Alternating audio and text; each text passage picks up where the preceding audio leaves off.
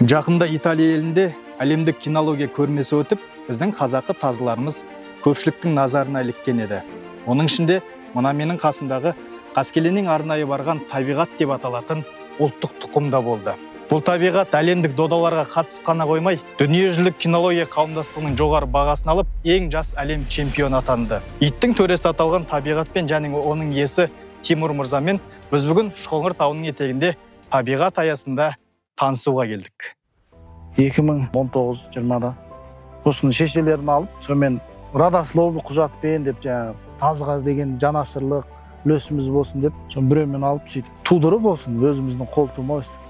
Аллаға шүкір. Сонда ұлым папамнан не қылайықшы, апарайықшы деп 6 айлығынан бері сөйтіп болсын. Алланың қалауымен осылай қызық кетті. Документ выставка дегендерге құжаттандыру, іріктеулерден өтесіз. Содан титулын алды Қазақстан жас чемпионы деген ұрғашылар арасында. Сөйтіп жолдама берді, сіздің итіңіз сондайға жарап тұр, жібересіз бе, қол келісім бересіз бе деп сөйтіп договор жасап, тавенш жазып жіберді. Алдағы мақсат осы атадан қалған мирас 7 қазынан бірі.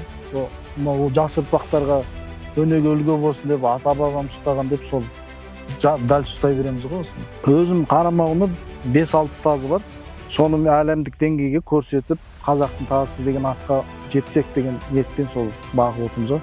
Жалпы мынау әлемдік додада жеткен жетістік, жеткен нәтиже бұл жалғыз менікі емес, бүкіл қазақ еліне, қазақтікі бұл. Осында ары қарай дамытып, насихаттау алдағы жоспарымыз.